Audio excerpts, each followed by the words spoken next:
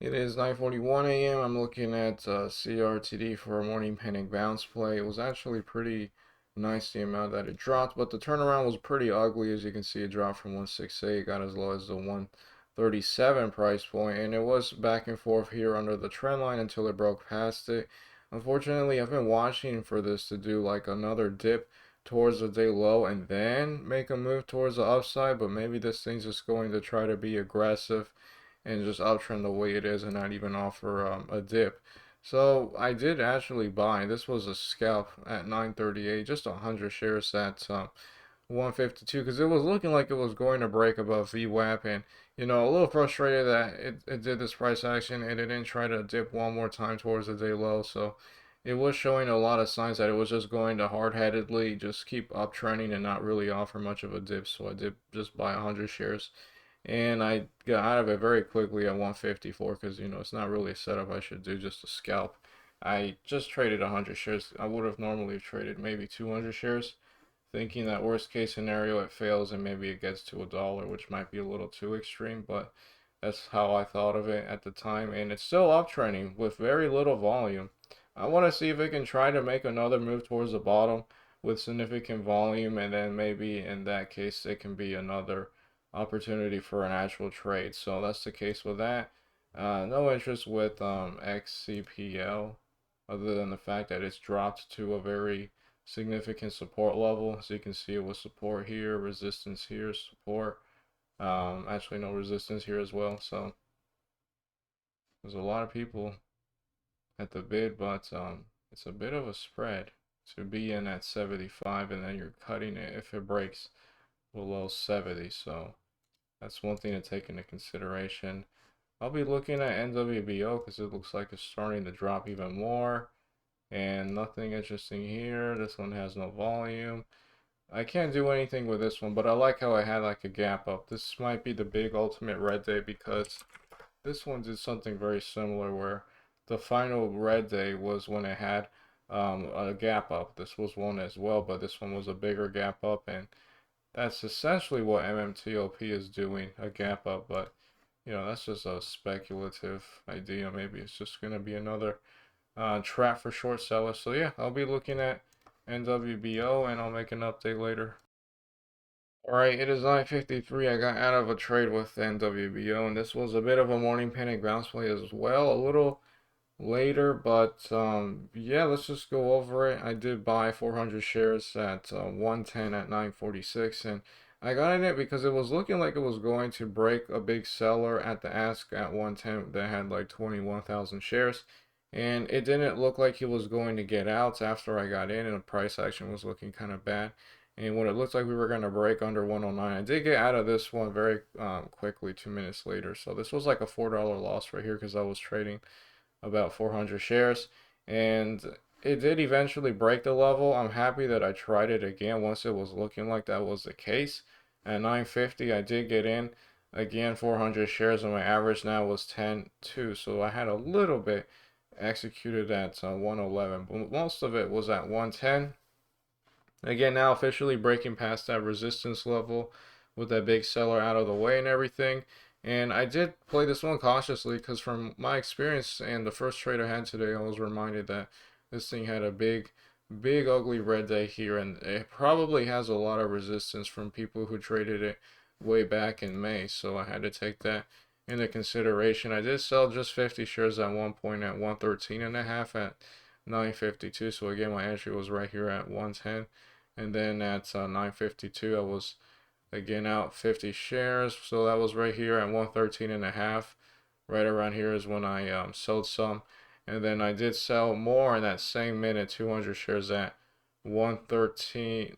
Yeah, 113.1 at 952. And then I saw the last piece at 110. Once it was looking mega ugly at 953, which was right here. So unfortunately, I sold this last piece for a baby loss, but at least I sold some while it was uptrending. In theory now maybe it drops to this level. It tries to hold this level for the most part, I guess 108, because it was just a bit of a extreme red candle here. Not much volume, and it brought it all the way as low as it did here, and then so it could try to maybe uptrend from here after scaring out a bunch of people like it did with me because this thing could totally sell off even more. So yeah, that's the case with that, especially when it did this ugly mess. So I'll look at what this one does eventually. I don't think I made very much because I did have to sell a piece of my trade. I guess less than half for a slight loss, but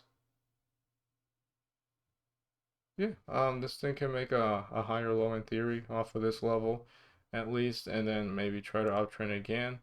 This one has no volume.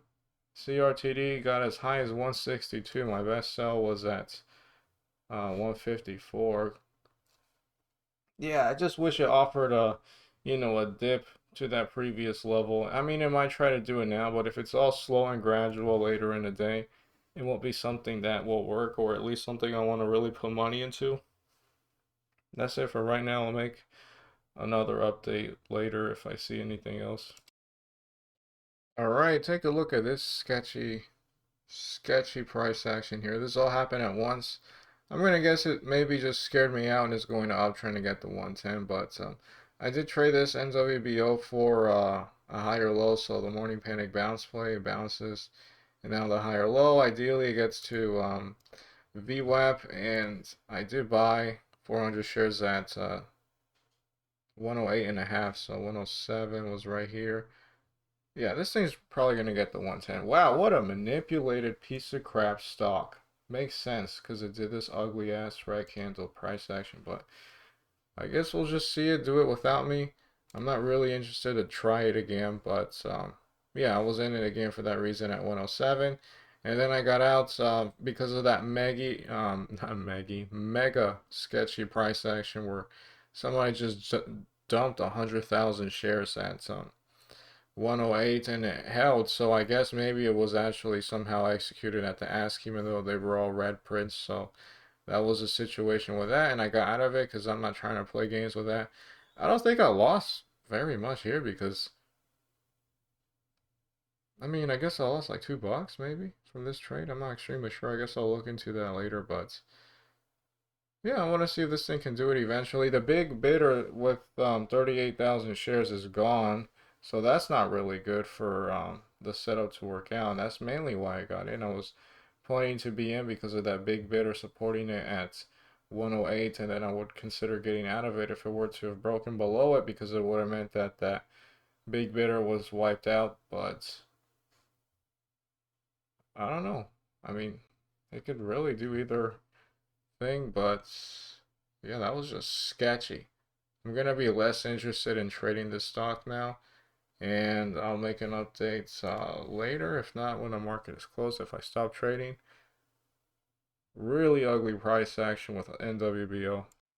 Alright, it is 9:05 p.m. and I'm here to call it off. Overall, I'm gonna be up just $1.48, but I learned a whole bunch of freaking lessons, so that's the good thing about it. But the bad thing is that I would have liked to have made a lot more.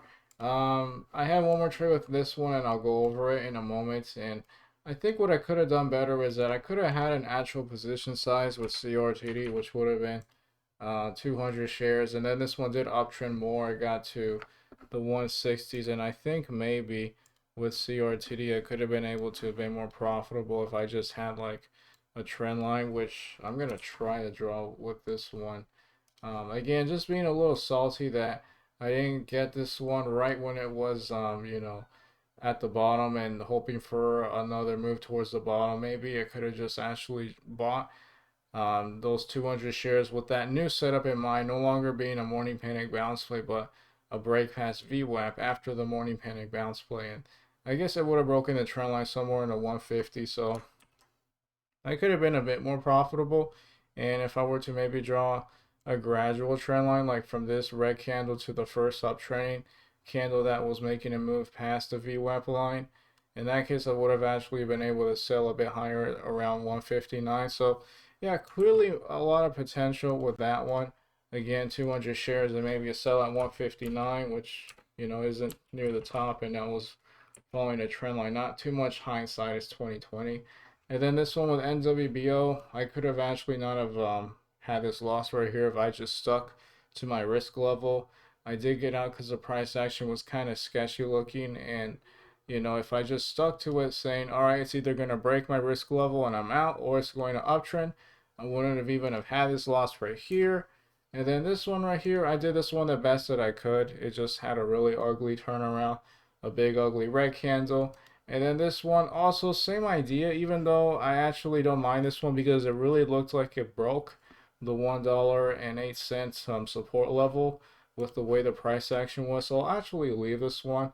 And then this one simply didn't work out at all. So let's just see what in theory um, this would have been like. Again, still a lot of things that could have done better. This would have been a $17 day with that in mind. But yeah, I think a bunch of good lessons were learned. And as for this last one with NINE, I did trade this one thinking that it was going to be maybe something where it has this nice sell off. And as you can see, it was following a trend line for the most part. And I think I still have a screenshot. Yes, this is a screenshot of what it looks like since it is a bit weird looking now because it's, you know, played outs and everything and the chart's kind of small. But I like how this one was downtrending following this downtrending trend line. I didn't take the buy at any point. I guess maybe a setup right when it was super volatile with this crazy panic volume and the wick that it ended up being. But you never know if this thing's just going to continue to panic. And this one is a listed stock, so it's not necessarily something in my realm to trade. I like how it kind of, you know, traded back and forth, broke past it. It did offer a bit of a dip, but not really. I guess this would have been the more ideal one where it breaks past it, tries to uptrend, but then it sells off, and then that's what turned around. That's something that could make a lot of sense. But I did just buy 10 shares, which isn't a large position with this stock, right around this point at 1043. So that was right when it was still in this channel, and that was an entry at 773.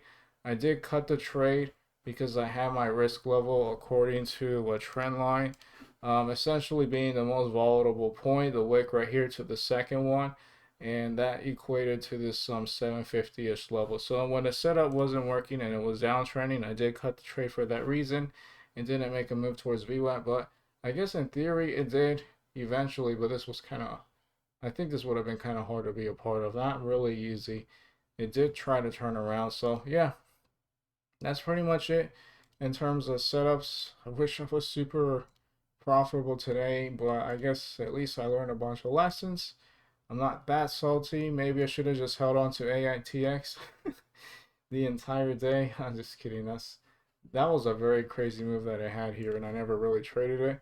That's it for today. A bunch of good lessons, a lot of things I could have done better, and ideally I can try to, God willing, be better tomorrow.